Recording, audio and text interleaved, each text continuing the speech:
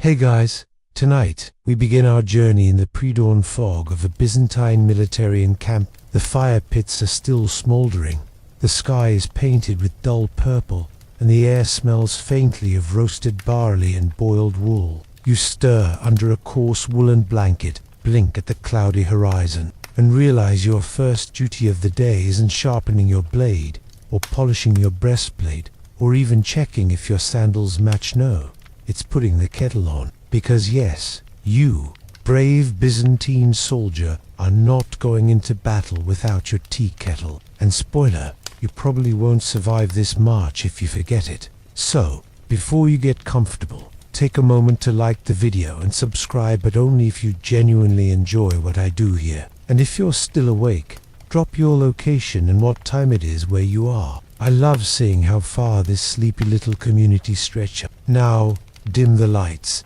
maybe turn on a fan for that soft background hum, and let's ease into tonight's journey together. You fumble around your tent, careful not to knock over the sack of stale dates or the string of suspiciously quiet sausages. Your kettle bronze dented, seasoned by years of soot and soldiers' complaints, like a squat old general near the embers. Its handle is wrapped in cloth to keep your fingers from boiling with the water. You pour in a modest splash of river water. It sizzles as it hits the base. The crackling fire begins its daily duty, turning something simple into something strangely sacred. In the Byzantine army, kettles weren't luxuries. They were near sacred gear. Soldiers were issued a kind of mess kit that almost always included some variation of a kettle, a small brazier, and a long wooden spoon that doubled as a back scratcher if things got particularly bleak. Historians still argue whether kettles were officially standardized or simply passed around like adopted pets, but evidence from archaeological digs near the Danube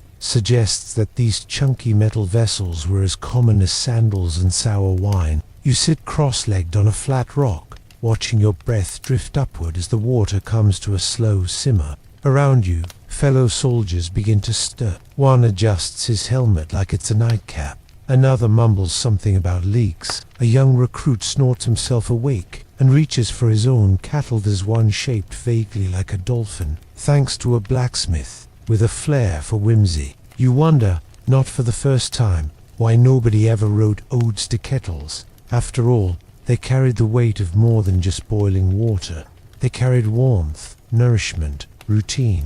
They were a hearth in a world of mud and marching orders. You reach into a pouch and pull out a few dried herbs, maybe, or mint, or whatever you convinced the camp doctor to part with. Some soldiers brewed concoctions to wake up, others to sleep better the night before, and others, like you, just liked the feel of something warm in hand while staring off into the middle distance. The steam curls upward. You inhale it. There's something comforting about that moment, isn't there? The part of the day before orders bark, before steel clinks, before blisters complain. It's just you, your kettle, and the steady hiss of readiness. One tent over, an older soldier with a crooked nose starts singing under his breath. It's an old marching tune, something about figs and taxes and the emperor's under. The others laugh. You smile into your cup. Byzantine mornings were rarely restful. The logistics of war were like a fussy rooster, always clucking, always pecking. You had to move men, feed them, keep their sandals from dissolving in swamp water. But the kettle gave you time. 5 minutes, 10, if you were lucky, a pause button in a century that didn't believe in such things. There were even rules unspoken but universally understood. Don't touch another man's kettle. Don't spill someone's boil. And above all, don't interrupt a kettle watcher deep in thought unless you want a wooden spoon to the shin. In peacetime, soldiers often joked that their kettles were their most loyal companions. Horses ran, shields cracked, but kettles stayed. One record from a border unit near the Armenian frontier mentions a corporal refusing to retreat without retrieving his trusted part, later discovered to have been used as both helmet and alarm bell. The sky lightens. Birds begin chirping with just enough enthusiasm to be annoying. A captain walks by and nods at your kettle, his version of saying good morning without breaking military decorum. You sip, It's hot, slightly bitter, and tastes faintly of the garlic you forgot to rinse out last week. But it's yours, and it means you're ready. And as the sun edges over the hills, casting long golden lines across the camp, you rise, time to march. But first one more sip. The sun crests the ridge with all the urgency of a sleepy tortoise, and the camp stirs into motion. Armored clinks, tent flaps, rustle, and someone's already tripped over a tethered donkey named Leon. But you cradled your now empty kettle like it's a relic, because it is, in its own soot-covered, slightly bent way. As you pack up for the day's march, you notice how everyone seems to treat their kettle just a little more carefully than the rest of their gear. A sword can be resharpened, a shield patched, but a dented kettle that won't hold heat, that's a morale crisis. You tie yours to the outside of your pack where it dangles like a bronze bell, clinking against your rolled blanket and emergency You're not alone. The march begins with dozens of kettles gently knocking together, producing a kind of accidental percussion, a sleepy percussion, like if a marching band had just been told they'd only be playing lullabies and cooking jingles. Campfire routines are sacred in the Byzantine army. Before every battle, before every long stretch of dusty road, there's always the ritual of the morning kettle. It's part necessity, part superstition, part therapy, and once the camp settles again for the night, it begins on this time with more gossip and slightly worse water. The day's march is long, rocks in your sandals, sun on your shoulders, dust everywhere. By the time you reach the next encampment just outside a village small to name but large enough to smell faintly of shippy retired, you're hungry, and you want two things, warmth and something vaguely drinkable. So you gather dry twigs. A fellow soldier offers you a piece of twisted driftwood he swears came from the Sea of Marmara. It smells of salt and history, he says. You thank him politely and light it anyway. You set up the tripod, the little iron contraption that holds your kettle over the flame. Simple engineering, but effective. The Byzantines were practical, and it showed. While the rest of Europe was still figuring out how to boil water without burning down their cottages, the Byzantine army had developed a range of portable fire pits, wind-blocking stones, and, believe it or not, yours squeaks a little, but it still does the job. There's something oddly elegant about the efficiency. Within minutes, you've got a low flame, a rattling kettle, and the faint promise of soup or tea or whatever this dried herb mix is supposed to be. You hope it's not the one that tastes like boiled moss and despair. A few others gather around, each preparing their own brew. Some use wide, shallow pans. Others prefer taller kettles with narrow necks. You've seen everything from copper to iron to clay. One soldier even carries a battered silver pot, looted from a forgotten skirmish with the peck. It's dented, blackened, and absolutely refuses to whistle, but he swears the flavor is better. You sip slowly, letting the warmth travel down your throat like a tiny, internal campfire. It's not just a drink, it's a pause, a ritual, a reminder that even empires on the brink of collapse take tea breaks. Across the fire, a grizzled old lancer named Basil begins to recite a story. He tells of a unit lost in the hills who found their way back by following the scent of a single forgotten kettle still brewing near the road. The steam led them, he says, eyes wide with the sincerity only old soldiers can summon, like a smoky angel. Historians still argue whether this tale is based on fact or simply a poetic exaggeration of one soldier's poor sense of direction and strong sense of smell. But the story survives, told again and again with each new batch of recruits. You smile, because you've heard the story 5 times this week, and Basil adds one new magical detail each telling. Last time, the kettle sang. The time before that, it sprouted legs and walked home. You wonder what it'll do tomorrow? Even the commanding officers participate in the ritual. You once glimpsed the captain's private cook heating something in a pot that looked suspiciously like a repurposed helmet. The scent of spiced lentils and bay leaf drifted over the walls, mingling with the smoke of less successful attempts. In some units, there were competitions unofficial, of course, for best campfire blend. You'll remember one soldier who added apricots and vinegar to his tea. The results were ... memorable. The kettle had to be scrubbed with sand and left in the sun for 2 days before it would forgive him. And so you sit, watching the flicker of the fire, sipping slowly, listening to the idle chatter of men who, just hours ago, were trudging silently over hills. There's laughter, even the occasional off-key tune, and always the steady bubbling of kettles. This is more than routine. It's survival, not just of the body, but of the spirit. Marching exhausts, battle scars, but a kettle restores. The stars blink overhead, the soup simmers, the night settles like a blanket over the quiet camp. You ladle out the last bit, rinse the kettle in a stream that smells vaguely of cabbage, and tuck it beside you like a loyal dog. Tomorrow, it all begins again, but tonight you sleep warm. The stars slowly shift across the sky as your fire hisses into embers. Somewhere, a horse snorts in its sleep. The camp is quiet now except for the occasional soft clink of metal, that telltale sound of someone else prepping a kettle too stubborn to boil when it's supposed to. You open one eye, just enough to spot a figure squatting over a smoldering log pile, coaxing out a flame with the same intensity one might reserve for writing poetry. He's muttering under his breath, possibly to the kettle.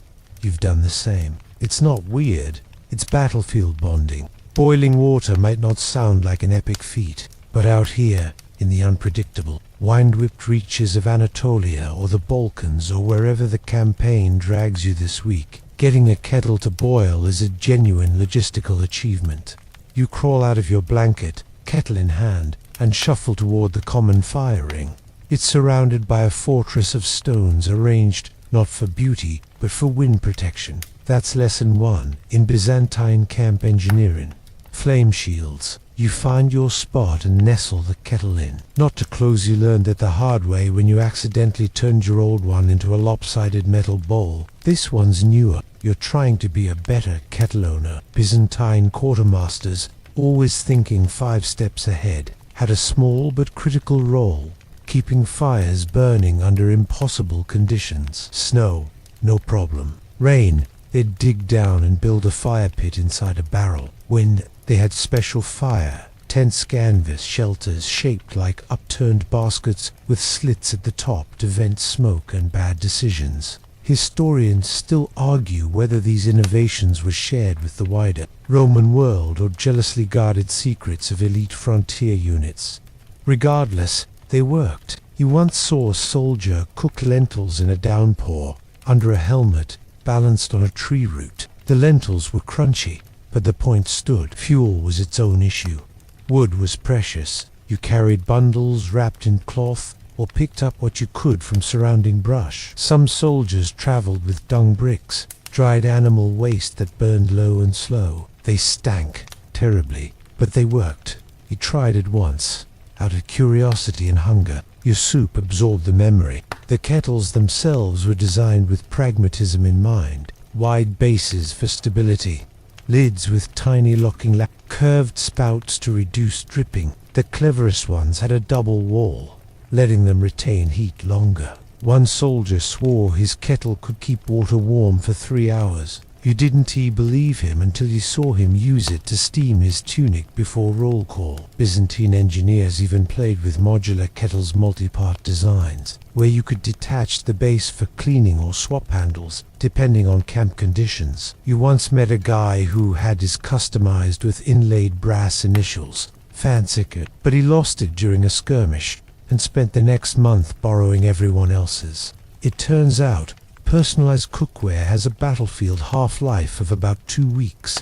You listen now to the low hum of camp as others tend their own boiling contraptions. Some are old, blackened with a century of soot. Others are freshly issued and already dented by the reality of field life. One soldier is trying to use a shield as a makeshift grip. It smells like burnt barley and poor decisions. Eventually, the water in your kettle bubbles, not a dramatic, frothy boil, but a quiet, determined one, like it knows what's at stake. You pour carefully into a small metal cup and add a pinch of dried herbs, a minty blend from home, wrapped in cloth and hidden in your pack for just such nights. It's not just about taste. Boiling water is safety. It's purification. It's turning the murky stream behind the latrine into something vaguely potable. The kettle is a life-saving device, disguised as a cooking pot.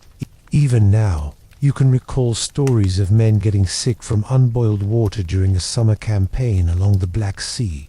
One sip too soon, and a whole unit was grounded with what the healer gently called digestive betrayal. Ever since, the rule stuck. If it doesn't whistle, don't sip it. And it wasn't always just for drinking. Kettles warmed hands, melted snow, sterilized bandages, and yes, even served as emergency footbaths for soldiers who had marched a few too many miles in slightly too wet boots. You take your first sip. It's hot, just shy of scalding, with an aftertaste of something leafy and ancient. Around you, other soldiers nod into their cups, like monks in a silent order. This moment, this bubble of warmth and stillness, isn't glamorous. It's not sung about in poems or etched into coins, but it's what keeps the whole Byzantine war machine marching. Hot water, quiet fire, and a kettle that does its job. You stoke the flame gently, just enough to keep the embers alive for the next guy. Then you lean back, cup in hand, kettle steaming at your feet. You stretch your legs out by the fire, your back cracking in all the right places and a few of the wrong ones. The kettle's heat lingers in your hands like a secret. Around the camp, shadows flicker against tent walls as soldiers wind down into this strange stillness that only comes after a long day of marching and the right cup of something vaguely herbal. But here is the thing they never mention in the military scrolls. These kettles weren't tea just for tea. Sure, the standard issue purpose was hydration. You were supposed to boil water, steep whatever questionable blend of dried leaves and optimism you'd picked up from a passing herbalist, and carry on with the campaign. But the Byzantine soldier craved, tired, and hungry had other plans. You've seen a kettle used to fry tiny fish over embers. You've seen it flipped upside down and used as a drum to signal late-night sentry changes. You've even seen a particularly spirited cook use one to flatten dough for emergency. It worked surprisingly well. The bread tasted faintly of mint and regret. Tonight, someone's boiling oats, or possibly barley. It's hard to tell. The consistency suggests porridge. The smell suggests ambition. He stirs it slowly with the solemnity of a priest conducting a midnight rite. A few paces away, a soldier is using his kettle to heat oil for a foot soak.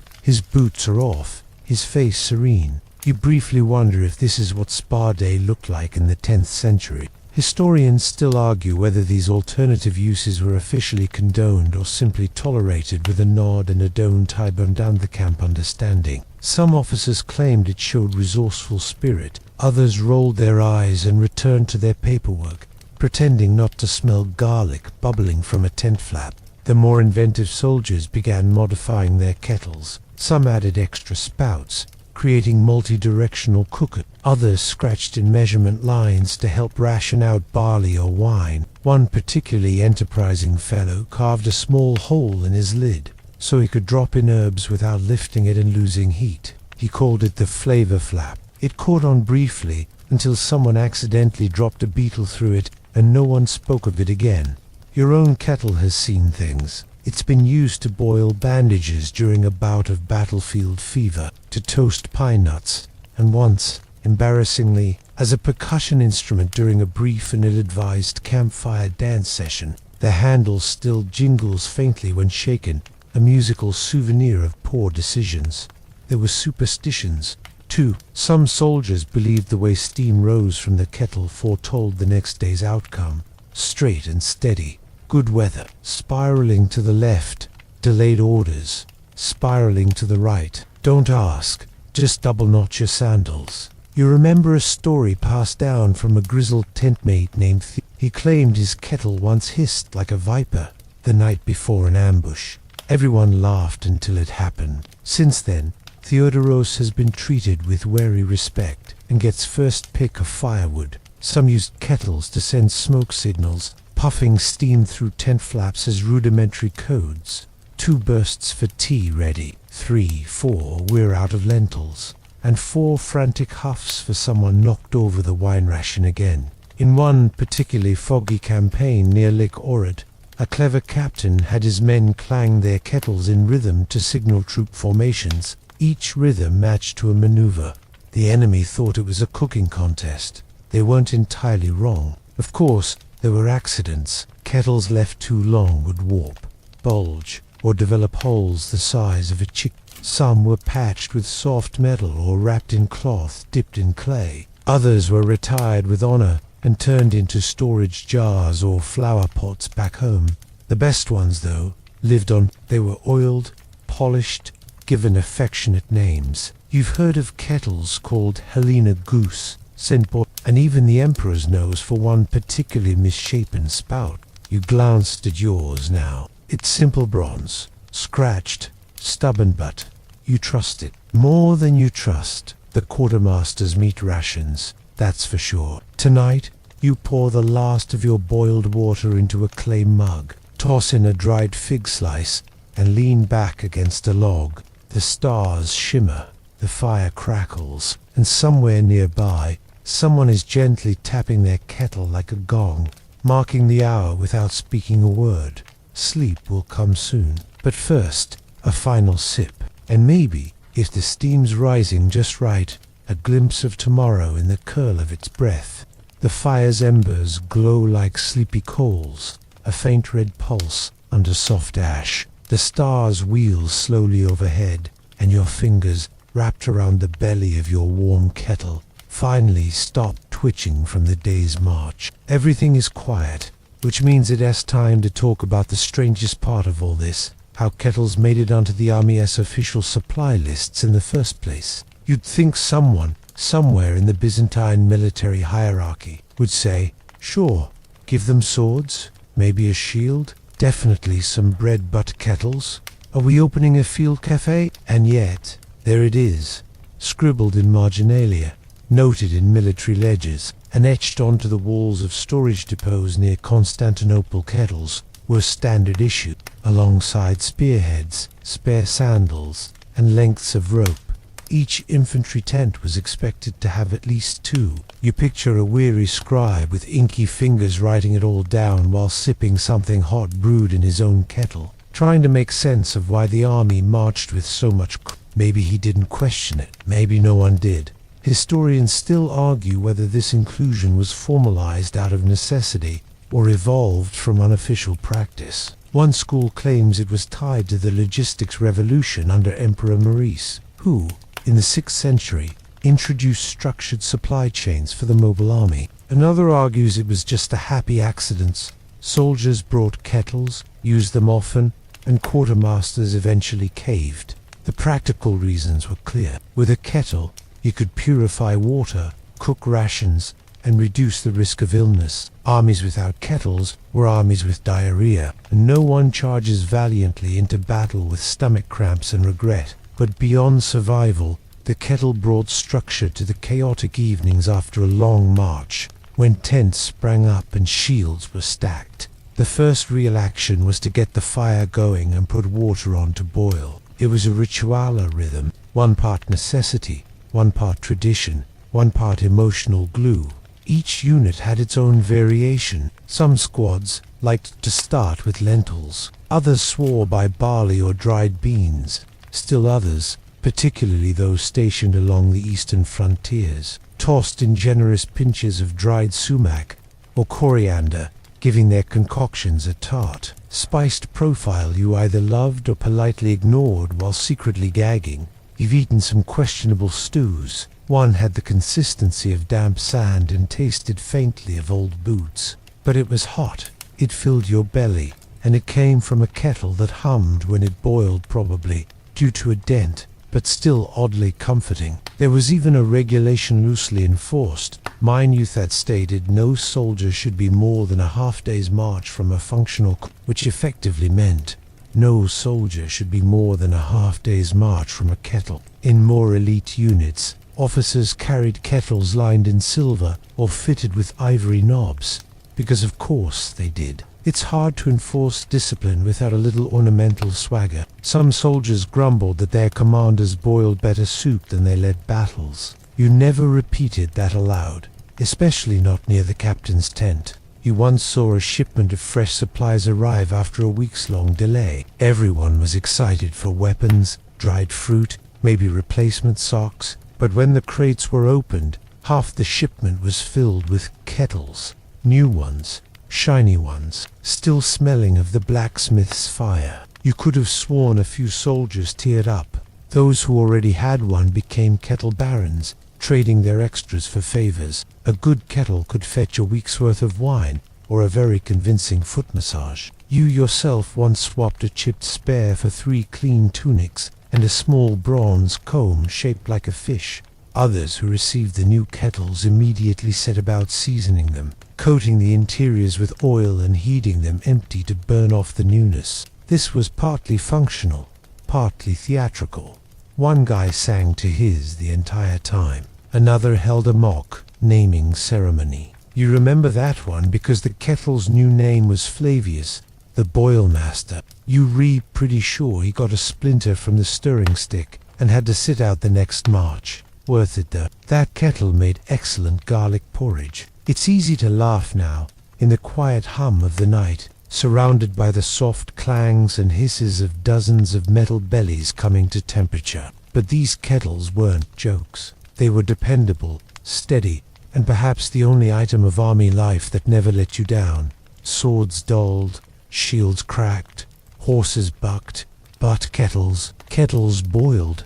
Eventually, you shift your weight, drape a cloak over your shoulders, and poke the fire just enough to get one last flame. The kettle on the tripod puffs a delicate ribbon of steam, like it's sighing. You smile at it, and maybe, just maybe, it smiles back. The morning comes slowly, as it always does in the field, creeping in through a fog of ash, sore knees, and cold toes. Your blanket feels damp, your back is stiff, and your face seems to have acquired a pattern of pebbles from the uneven ground. But what really matters is this. You've been assigned to help the quartermaster today, which means logistics, which means kettles. The quartermaster's name is Demetrios, though no one calls him that.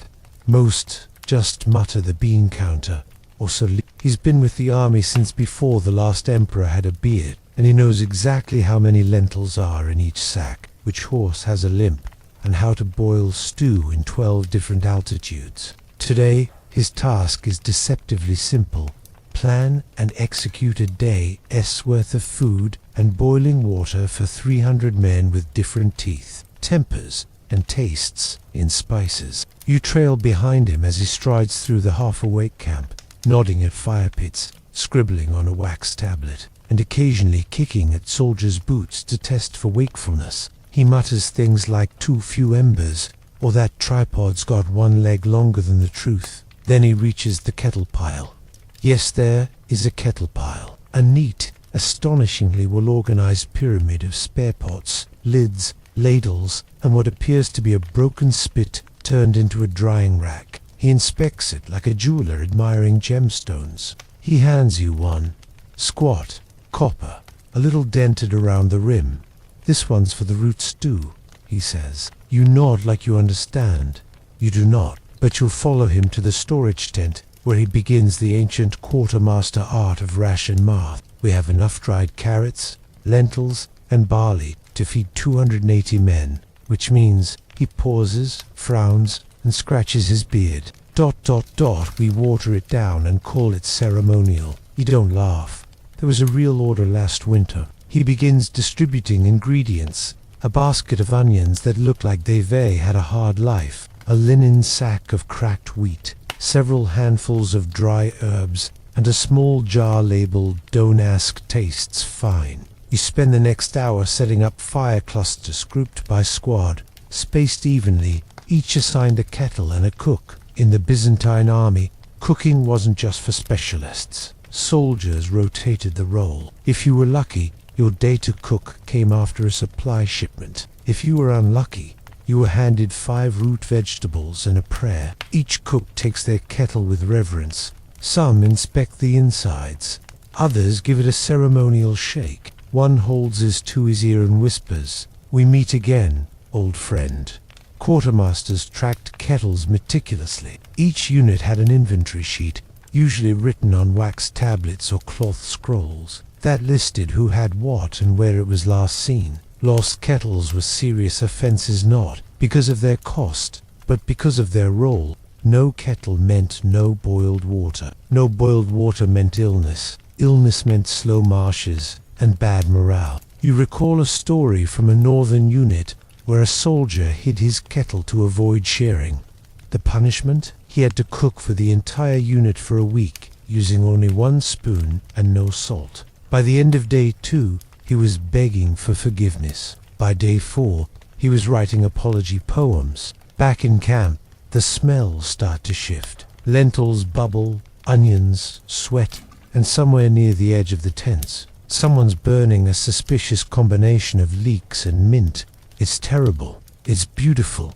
It smells like sustenance. Demetrius checks every kettle personally. He gives compliments sparingly. Not bad. Could use more garlic. And well, it won't kill anyone. High praise by his standards. Then comes distribution time. The cooks line up with their kettles, ready to serve. Tin bowls, broken ladles, hollowed horn scoops, whatever you can hold out, someone will fill. Soldiers pass their bowls along the line like supplicants at a temple. You receive your portion thick brownish, possibly bean. That's usually a good sign. You glance around. There's silence. Just chewing, slurping, the occasional satisfied grunt. One man clinks his spoon against the kettle like a bell. Another toasts the sky with his bowl. Even out here, in the dust and distance from home, this moment feels familiar, like family dinner. If your family were armed and very tired, you'd take your second bite. It's better than expected. Still warm, still filling, still from the same battered kettle that boiled rainwater last week and vegetable paste the week before. The quartermaster claps you on the shoulder, mutters something about not bad for a first try, and returns to counting turnips. The sun is high now. The kettles are cooling. The firewood is low, and the next march is hours away. But your belly is full. Your fingers smell like onion and brass, and your kettle faithful, dented, and unreasonably heaviest, ready for whatever tomorrow brings. Afternoon shadows stretch across the camp like lazy cats, curling behind tents and slinking around fire pits. The stew's gone, the bowls are scraped clean, and the kettles sit like little metal monuments, warm and satisfied, drying in the open air. You lean against a log, the kind that's always just a bit too lumpy to be comfortable, and listen to the soft murmur of idle conversation. It's the lull between lunch and March prep, a sleepy window where soldiers, if they're lucky, get a few moments to sit, think, and perhaps, if the mood strikes them, indulge in rituals involving steam and superstition. Your squad's most devout believer in kettle-based omens is mid-30s, wiry, smells like clove and dried apricots, and claims his grandmother once boiled a prophecy into a teacup. He's squatting now in front of his old kettle, watching the rising steam with the seriousness of a monk deciphering a holy text. "See that?" he says. "It curled left, then drifted up like incense. That means clear skies, no ambush." You squint at the steam.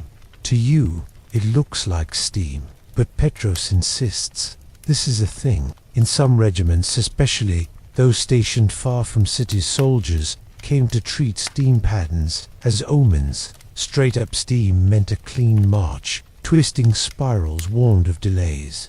If the steam formed what looked vaguely like a goat's horn, someone was going to lose a boot, or possibly find one. Interpretations varied. Historians still argue whether these steam readings were serious military traditions, or just clever ways to pass the time. But letters from the period show that soldiers absolutely recorded steam signs in their camp logs. Some even noted which kettles gave more accurate readings, as if certain pots were blessed with prophetic vapor. Yours, It's not particularly prophetic. If anything, it mostly makes steam that looks like confused snakes, which, honestly, feels on brand for your life. Petros isn't the only one. At the far end of camp, two men are preparing what can only be described as kettle incense. They drop bundles of dried herbs, sage, rosemary, maybe into a boiling pot, then stand over it and breathe deeply like it's a spa treatment. One of them hums. The other looks mildly possessed. You tried it once. Your nose tingled for an hour and you sneezed so loudly the lieutenant asked if you were under attack. Still, some swear by it. A boiling mix of rose petals and clove was said to cleanse the mind and soften the feet. Whether this meant literally or spiritually remains unclear. Probably both. Possibly neither. Others went further. You've heard of soldiers rubbing kettle soot across their foreheads before a march, a kind of homemade war paint meant to confuse fate. Some believed boiling an egg in a kettle before battle brought luck. If the egg cracked, it meant someone in your unit was hiding a secret. If it stayed whole, you were blessed. If it exploded, you probably overboiled it. And then there's the dried lentil curse. This one came from an old veteran who'd served near the Caucasus. He claimed that if you dropped exactly 7 uncooked lentils into your kettle and one floated, someone in camp had spoken a lie that day.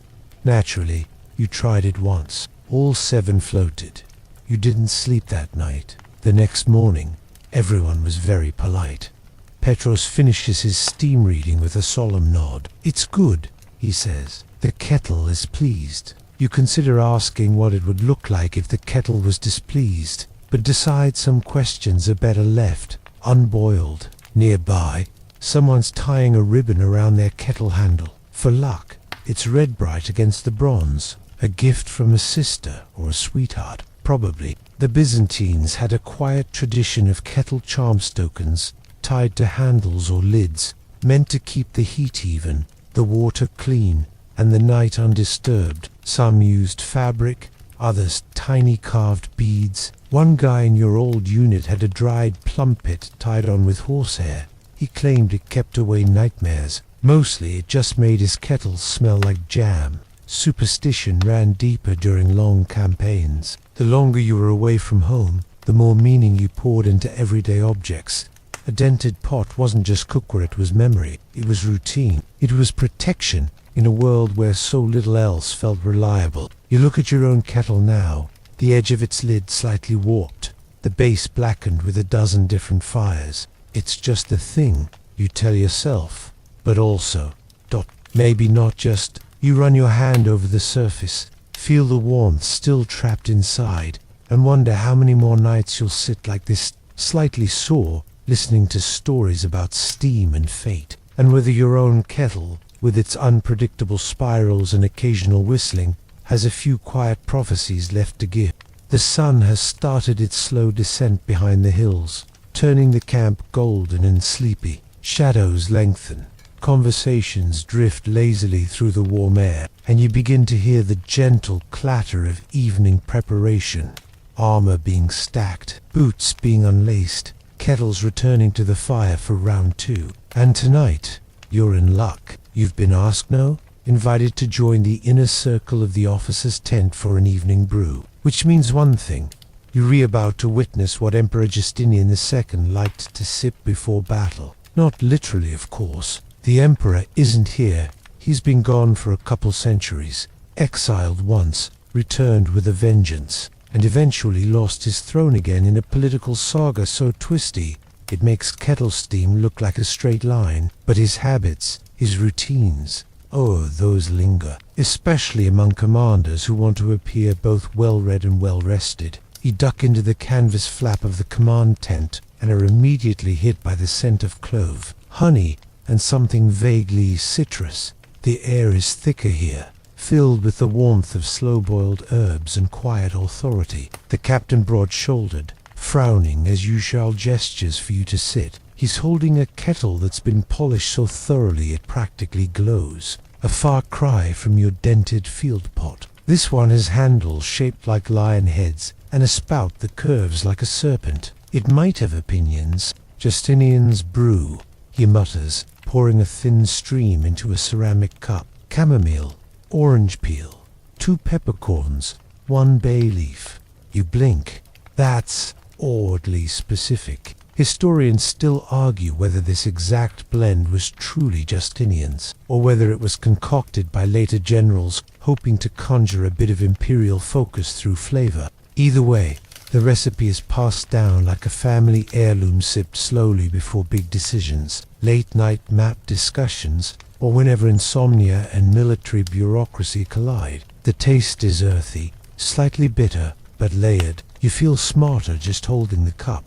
Or maybe that's the bay leaf talking. In Justinian's time, hot drinks were already a part of court life, though not always tea as we know it today. Byzantines sipped infusions, boiled herbs, spiced broths, even watered-down wine, heated gently with cinnamon and nutmeg. The wealthy had dedicated servants who managed their thermal drinks. One empress was rumored to travel with 4 kettles, 1 for bathing, 1 for medicine, 1 for wine, and 1 solely for steeping fennel. You take another sip. The captain is now reading from a parchment, but no one's really listening. They're all in the same sleepy haze, brought on by long hours, full bellies, and the hypnotic swirls of kettle steam. One soldier dozes with his cup still in hand, head nodding like a slow metronome. Across the tent, a junior officer is tending the command kettle like it's a sacred relic. He adjusts the flame,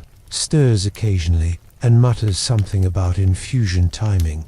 You admire the dedication. You also wonder how long before he's reassigned to latrine duty for oversteeping a bay leaf. The tradition goes deeper than taste. Many believe that Justinian's blend brought clarity before chaos, a moment of stillness before the horns blew. The dust rose, and orders turned into noise. The captain finally speaks. Sip. Don't gulp. Don't burn your tongue. We need those for shouting tomorrow. You nod. It's all very serious, very ceremonial. But beneath the stern faces and crisp uniforms, you sense something else. Comfort, a kind of shared humanity, boiled and poured into a dozen mismatched cups. Outside, the campfire songs begin soft, off-key, often about sheep. You hear the gentle clang of cookware being cleaned, the last kettles of the night returning to the fire, their owners waiting for just one more round of warmth before crawling into itchy woolen blankets. And here, in the officers' circle, you raise your cup one last time, to Justinian, to sleep, to bay leaves, and the myths they brew. Darkness rolls in gently, wrapping the camp like a woolen cloak that smells faintly of wood smoke and laundry someone forgot to finish. The fires burn lower now, just flickers and glows. You wander back toward your own tent, the air carrying faint scents of ash, sweat, and simmering mint. Somewhere behind you, a soldier is humming, another is snoring. You can't tell who. They've all begun to blur together in the haze of evening fatigue. But as you round the fire pit for your squad, you see them. 3 men, huddled close to a low-burning flame, kettle perched proudly in the center like a miniature cauldron of dreams. This is the nightly kettle vigil. No one calls it that aloud. Of course, too dramatic, too poetic. But it's what it feels like. A shared moment of wordless presence where nobody's really doing anything, and nobody has to. The kettle does all the talking. It bubbles, it steams, occasionally it lets out a gentle hiss, like a sleeping dragon clearing its throat. You join them without speaking, settling onto a folded cloak. Someone nudges a cup toward you lukewarm, half full, infused with something vaguely floral. You nod in thanks. You sip. This is the quietest part of camp life, and the one you've come to treasure most. Byzantine soldiers didn't sleep they weren't supposed to. Light sleepers made good sentries. But before that shallow slumber came this ritual. Fire, steam, the sound of boiling, the flickering silhouettes of elbows on knees, and the gentle waiting for nothing. Just rest. Tonight, someone's brought dried herbs from home, wild thyme and spearmint, picked by a sister and sent with a note tucked into a sock. He crumbles them between his fingers and drops them into the kettle. The scent is sharp, green, soothing. It reminds you of hills, or maybe just the idea of hills. One soldier stirring with the back end of a dagger. Another scratches a song into the dirt with a stick. No one says much. They don't need to. In these late-night moments, stories sometimes surface unprompted, half-whispered, shaped more by the kettle's rhythm than any need to impress. Someone tells a tale of a kettle that saved a scout's life, its polished belly reflecting moonlight just long enough to warn him of awaiting error. Another swears his father's old unit boiled wine with rosemary and said it kept ghosts away. Another just chuckles and mutters. Ghosts prefer colder drinks anyway. Historians still argue whether these evening customs counted as official sleep hygiene, or were just the natural byproduct of tired men in cold places doing their best to feel human. Whatever the explanation, the routine worked. You stare into the kettle now, watching the water swirl as bubbles rise, twist, vanish. The metal reflects the firelight, creating tiny galaxies of orange and gold on its battered sides. One soldier leans in, barely above a whisper. If you look long enough into the boil, you'll see. Tomorrow, you'll try, you'll see bubbles, and maybe a beetle. Hard to say. No one laughs, though not out loud. You pass the cup back. Another fills it again. The circle continues. In some parts of the empire, especially among the border garrisons, it was common to place small tokens in the kettle during night. Boils, pebbles, bits of cloth dried, fruit rinse, things that represented people left behind, or hopes not yet spoken aloud. It was symbolic, of course, but soldiers being soldiers, it wasn't long before the kettle became something more, a vessel of memory. You reach into your pouch, pull out a small button round, plain, slightly cracked. It came off your old tunic during a river crossing 2 weeks ago. It's useless now, or maybe not. You drop it into the kettle. It sinks slowly, vanishes under the surface. No one says anything, but one man nods. Another sips. The fire crackles. You begin to feel your shoulders sink, just a little. The ache in your knees dulls. The air, cool and steady, starts to settle on your eyelids. The water boils gently. The button turns circles at the bottom, and above it all, steam rises quiet, consistent, comforting, like a lullaby with no lyrics. The night deepens, thick and velvet black, speckled with stars and the faint flicker of distant torchlight. The camp has fallen quietry, or quiet now, not just sleepy silence, but that special kind of stillness that arrives only after full bellies, warm hands, and stories softly told. But there's one last thing to hear tonight. The clang of kettles before the march. You almost don't notice it at first. It begins with a single rhythm too. Clinks, pause, one sharp tap, a cooking spoon against the lid. Then another joins in. Then 2 more. The fire circle becomes a percussion section, light and irregular, like a blacksmith having a dream about music. You don't know who started it. No one ever does. But this has become a small ritual in your company. Soldiers using their kettles, not just for tea, but for temper. A way to signal readiness, unity, or just release a little nervous energy before the next day's march. It's soft, it's silly, and it's become as regular as oiling boots or complaining about blisters. You pick up your own kettle and give it a gentle rap with your spoon. It sings back with a flat, mellow ring. You tap again slightly higher up the curve. The sound changes. It's almost musical. If you squint with your ears, a rhythm forms. The tall soldier from Thrace starts drumming the base of his kettle with 2 sticks. Someone else answers with the dull thunk of a ladle. Another scrapes the lid in slow, hypnotic circles. It becomes a language. Tap, tap, pause. Tap, scrape, scrape, clink, then silence. Then, all at once, like crickets responding to a distant call, another group joins in from the eastern quarter of the camp. Soon the air is alive with soft metallic conversation kettle symphonies, if you will. Not composed, not rehearsed, but completely intentional in its randomness. Soldiers aren't drumming just for fun. They re-speaking in the only voice they can afford to use, one that doesn't wake the whole camp, but still says, "We're still here." we're still ready. Historians still argue whether this kind of musical improvisation had formal meaning, whether it was a code, a morale tactic, or just a coping mechanism. There are reports of similar clang rituals among mercenary units, especially in long encampments where boredom threatened to do what swords could not. You remember an old sergeant who claimed his unit once marched in time to a rhythm tapped out on mess tins? "Kept us together," he said, "even when we hated each other. Tonight, no one seems to hate anyone. The rhythms ebb and flow louder, then quieter, sometimes playful, sometimes solemn. One kettle makes a high, crisp ping, almost like a bell. Another thuds low and hollow, like a heartbeat underwater. A few of the younger soldiers try to build actual songs. It works, briefly, until someone drops a lid into the fire and spends the next 5 minutes trying to fish it out with a stick and a prayer.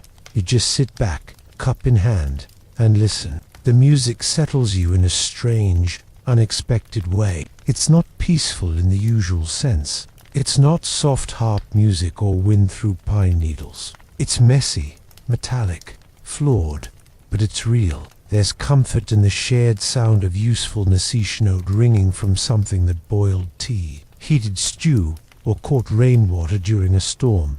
These aren't delicate instruments. They're dented, sooty, seasoned by fire and argument in a dozen forgotten recipes. And yet, here they are, singing. You think back to a moment weeks ago, in a camp by a ravine, where your squad spent hours in silence, morale low, food worse, sleep thin as paper. Then one soldier started drumming the side of his kettle, not to make music, but just to stay awake. The next joined in. Within minutes, the gloom had cracked like a soft-boiled egg. Not shattered, just cracked enough for the steam to rise. You snap back to the present as the rhythm fades. The final tap rings out, and the camp settles again into hush. Someone coughs. A kettle lid squeaks shut. The last sparks from the fire drift upward like tiny, burning seeds. You tighten your cloak and glance at your own kettle, silent now, but still warm, still waiting. Tomorrow's march will be long. Muddy? Probably. The kind where sandals lose their will to live. But tonight, you've tapped a rhythm into the darkness and been answered. And somehow, that's enough. The fire's glow begins to dwindle, shrinking into the coals like a shy turtle retreating into its shell. The stars above glitter unbothered, aloof as ever, and the camp grows quieter still, but not silent, because now it is time for something nearly as sacred as the boiling debates around the kettle. You didn't plan on joining. You were going to go straight to your bedroll and stare at the inside of your eyelids until sleep decided to grace you. But then, someone said the word basil with an accusatory tone, and here you are, kettle between you and 3 other men, watching them argue like philosophers in sandals. The stew lacked depth, says McCarr, waving his spoon like a magistrate.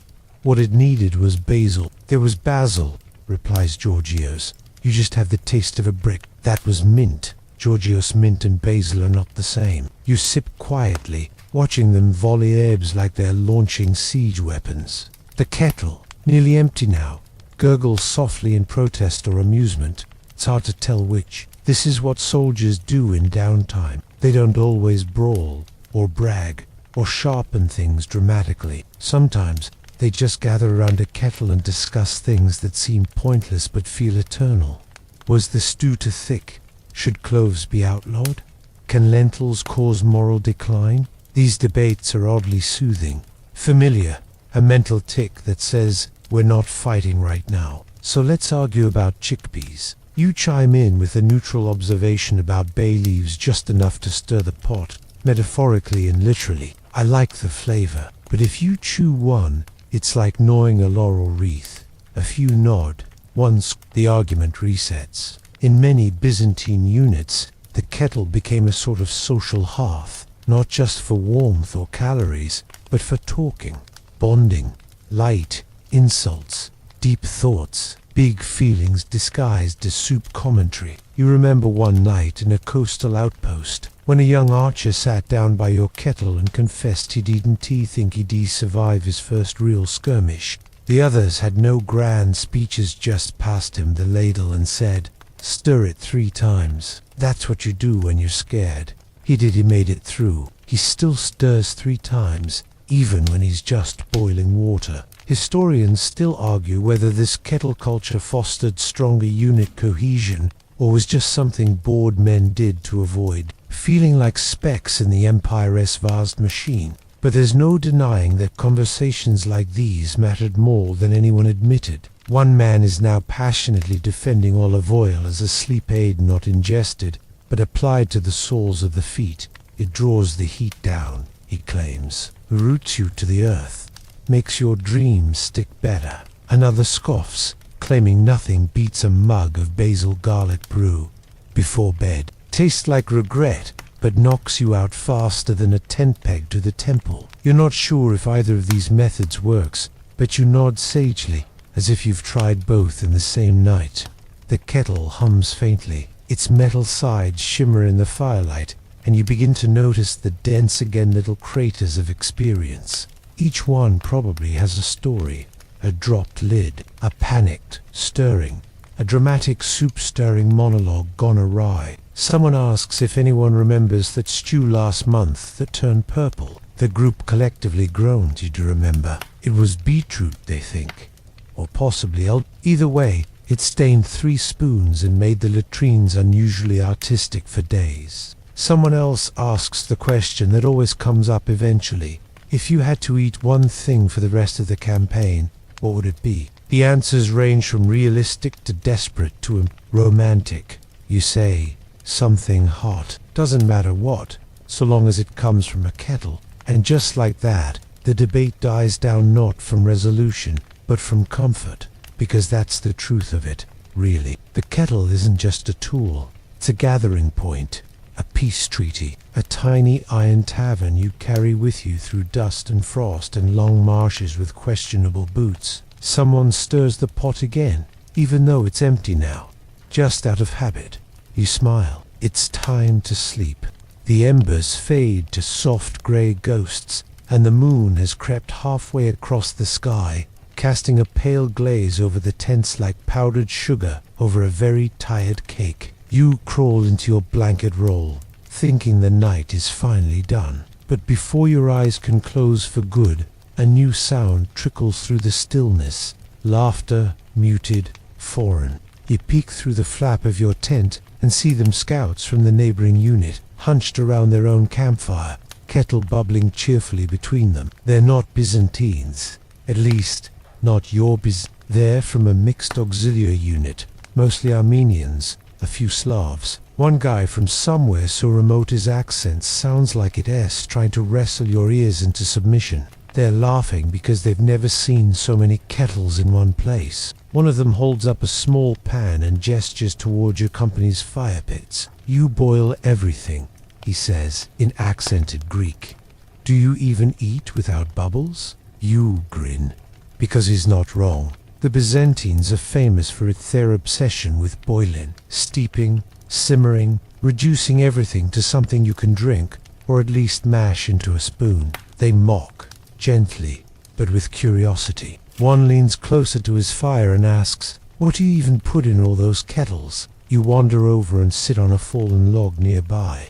The universal soldier signal. Permission to join the gossip without obligation to contribute. You shrugged. Whatever doesn't run away.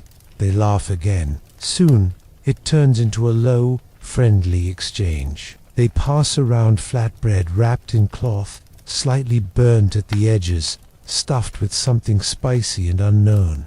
You offer them your own share of boiled grain mash, still warm in its cup.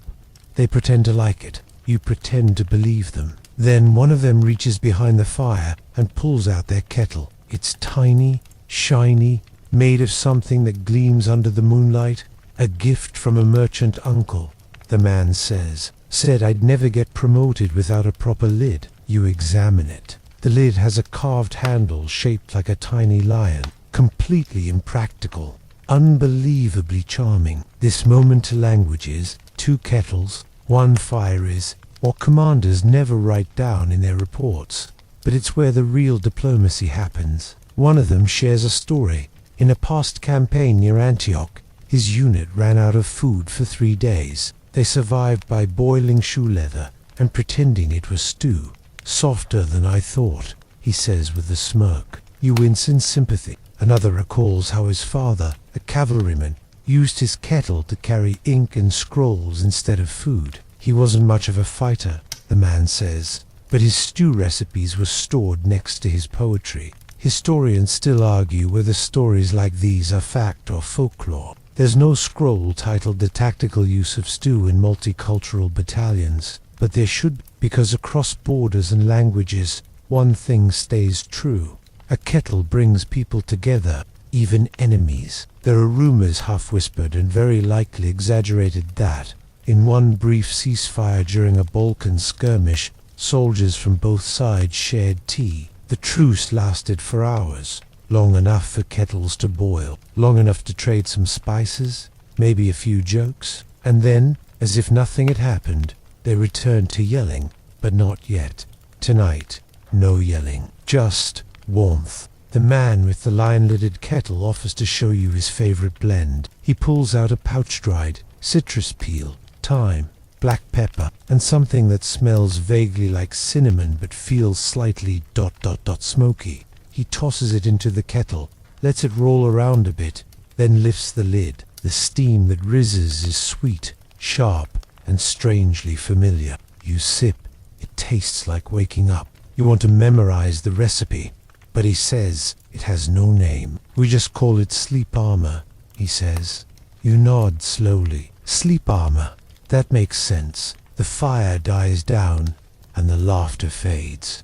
Someone yawns. Someone else begins softly cleaning their kettle with a strip of worn linen and a bit of sand. You thank them quietly and return to your tent. Your own kettle waits for you, cool now, lid slightly askew, still dusted with ash. You pat it once. "You'll always be my favorite," you whisper, and then you settle into your blanket, the taste of citrus and camaraderie still on your tongue, and dream of lion handles and steaming peace. Sleep doesn't come right away. It never does on nights like this, when your feet still remember every pebble from the day's march, and your head buzzes with half-finished thoughts, half-remembered tunes, and the gentle plink of cooling metal. So you lie there, blanket pulled up to your nose, eyes barely open, watching the moonlight spill across the canvas of your tent. And then the cold hits your toes. The camp is quiet. The fires have thinned to smoldering scars in the ground, but there's movement, soft, shuffling, padded. You hear the rustle of wool, the snap of kindling, the hiss of something damp being coaxed into warmth. Because tonight is colder than expected, and in the Byzantine army, that means one thing: layers. Lots and lots of layers. You'd groan softly, roll over, and begin the nightly ritual of dressing to sleep. An act that makes about as much sense as salting your soup after drinking it. But this is tradition. This is science. This is flannel. You start with socks, not thin ones. No woolen monstrosities that reach halfway up your shins and could probably double as siege equipment if filled with stones. Next come the leg-wrap strips of cloth wound tightly around calves and tied off with twine. They prevent drafts. They also cut off circulation if done wrong, but comfort has consequences. Above that, a tunic, then a second tunic, then your sleeping robe, a heavy linen thing that smells vaguely of time and battle fatigue. And finally, the piece de resistance, the hooded bed cap, knit by someone's mother, slightly too tight, forever slouching to the left like a drunk goat. You feel like a swaddled child, or a burrito that's been through basic training. Next to you, someone grumbles about forgotten mittens. Another rolls over and adjusts the blanket layering protocol wool. Linen, wool again, then the weird itchy one no one likes, but still brings because tradition is tradition. Historians still argue whether these sleeping outfits were rooted in medical theory or just cultural inertia. Medical texts of the time warned that cold feet could invite melancholic vapors, which sounds like a fancy way to say you have weird dreams and a runny nose. Others insisted warm feet anchored the soul and kept your thoughts from floating out your ears. You're not sure about any of that. You just know that sleeping in Byzantine camp means dressing like you're bracing for a snowstorm that might include surprise philosophy questions. Then, of course, comes the matter of kettle placement. Yes, because even now, the kettle plays a role. Some soldiers set it by their heads, using it as a makeshift pillow. Others place it near their feet, using the last of its warmth, like a brass foot warmer. One guy you know places his kettle right outside his tent flapses. It guards his dreams. The logic is unclear, but the comfort is real. You choose the feet option tonight, nudging the cooled part close, hoping it radiates just enough leftover heat to keep your toes from becoming tiny icicles of regret. Someone coughs softly. Another hums. A third mutters in their sleep. Don't stir counterclockwise. You smile. And then just when you think it is safe to drift, a breeze sneaks in through the side of the tent, lifts the edge of your blanket, and kisses your shins with the gentleness of a disappointed ghost. You bolt upright and reach for the final solution, the blanket burrito roll. This maneuver, perfected over months of trial and error, involves tucking, folding, curling, and eventually resigning yourself to the fact that you will all wake up tangled in knots tighter than a Byzantine tax code. But it works. You're warm, you're tired, you're half, and somewhere near your feet, your kettle sits quietly cool now, but present, ready, just in case tomorrow comes colder, just in case the fire takes its time, just in case you need one more layer of something solid in a world made of dust and marching orders. You close your eyes. The wind pauses. The layers hold.